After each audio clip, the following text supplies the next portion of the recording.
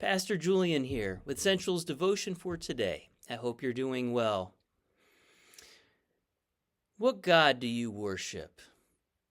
What God do you worship? Who are you worshiping right now? Maybe you say, I'm worshiping the God of Abraham, Isaac, and Jacob from the Bible. I'm worshiping Father, Son, and Holy Spirit.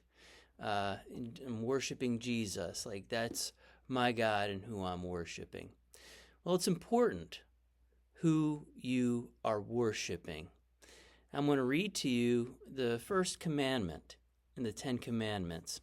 It comes from Exodus chapter 20, verses 1 to 3. And this is what it says.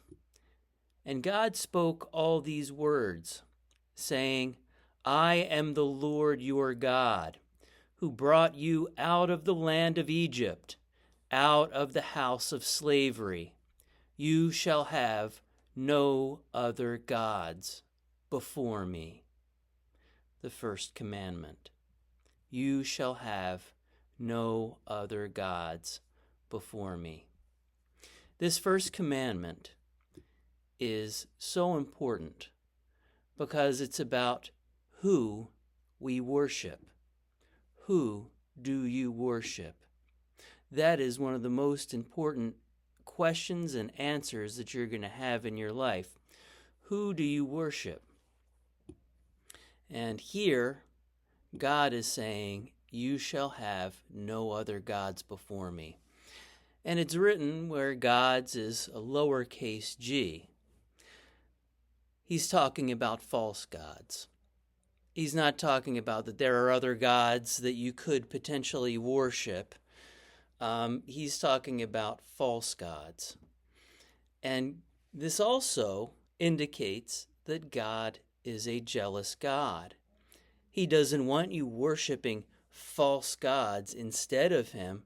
He doesn't want you worshiping false gods in addition to him. You are supposed to be having no other gods before him. You might think, well, this is a no-brainer. Of course, I worship God above all. But we live in a world with all sorts of false gods around us. And Satan takes pleasure in you worshiping other gods aside from the God of the universe, the God of the Bible. And there's something that we need to do throughout the day, in the beginning of the day, middle of the day, end of the day, and that is to take inventory. Am I worshiping the God of the Bible? Am I worshiping Father, Son, and Holy Spirit? Am I worshiping Jesus? And we need to ask ourselves that and do self-introspect. There's a reason that before entering the promised land, that God had Moses give the people what's called the Shema. The Shema. Hear, O Israel, the Lord your God, the Lord is one. You shall love the Lord your God with all of your heart, with all of your mind, with all of your soul, with all of your strength, as Jesus phrases it. That is supposed to be what you cite when you rise in the morning, throughout the day, to your neighbor. You're supposed to bind that on your hands and wrists. You're supposed to bind it to your head. You're supposed to bind it to your doorposts so that as you come and go, you are reminded that the Lord your God, the Lord is one. To remind you that I need to make sure that I am focused and worshiping God, that I don't have any other gods before the Lord of the universe, or other than the Lord of the universe. You might wonder, well, what are these gods might be? Well, could be money, could be power, could be people, could be our job,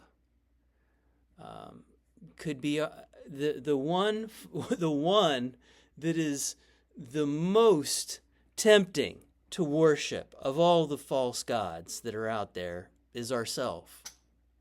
We have a potential false god that we can't escape from ever, and that's ourselves. When we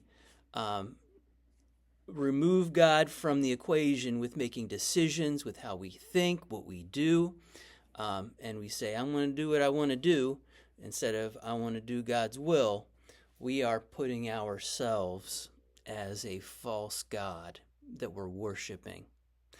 So I want to encourage you to engage and follow the first commandment. Who do you worship?